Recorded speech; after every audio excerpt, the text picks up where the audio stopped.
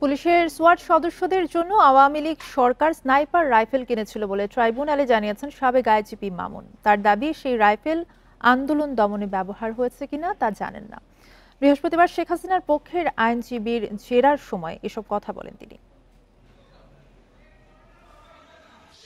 মানবতাবিরোধী অপরাধের মামলায় শেখ হাসিনার বিরুদ্ধে গেল মঙ্গলবার গুরুত্বপূর্ণ সাক্ষ্য দেন সাবেক আইজিপি চৌধুরী আবদুল্লাহ আল মামুন। বৃহস্পতিবার হাসিনার পক্ষে রাষ্ট্রনিযুক্ত আইনজীবীর জেরার মুখোমুখি হন তিনি। মামুন জানান, পুলিশের সোয়াত টিমের জন্য স্নাইপার রাইফেল কিনেছিল আওয়ামী লীগ সরকার। তবে তা দিয়ে আন্দোলনকারীদের মারা হয়েছে কিনা সেটা জানা নেই তার। যদিও নাহিদ ইসলাম সহ সমন্বয়কদের অনেকে জবানবন্দিতে জানিয়েছেন, স্নাইপারের গুলিতে মারা গেছেন অনেকে। 2018 সালের নির্বাচনে কারচুপিতে জড়িত পুলিশ কর্তাদের বিপিএম, পিপিএম পদক দিয়েছিল শেখ হাসিনার সরকার। সে সময় আবদুল্লাহ আল মামুনও পদক পান। তবে জেরার জবাবে বলেন, কী কারণে সে সময় তাকে পদক দেওয়া হয় তা জানেন না।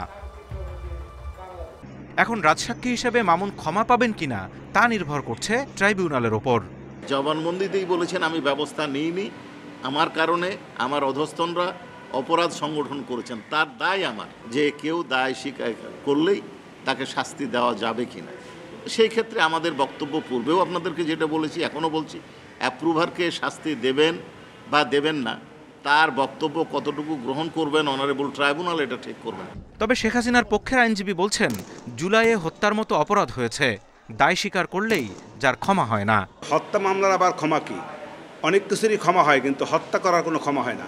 উনি যদি হত্যা করেই থাকে, যদি স্বীকারই করে থাকে, তাহলে ওনারও বিচার হওয়া উচিত। তবে আইজিবি সাহেব নির্দোষ না, এবং আইজিবি সাহেব যাদেরকে অপরাধী মনে করতেছেন, আমি মনে করছি তারা অপরাধী না।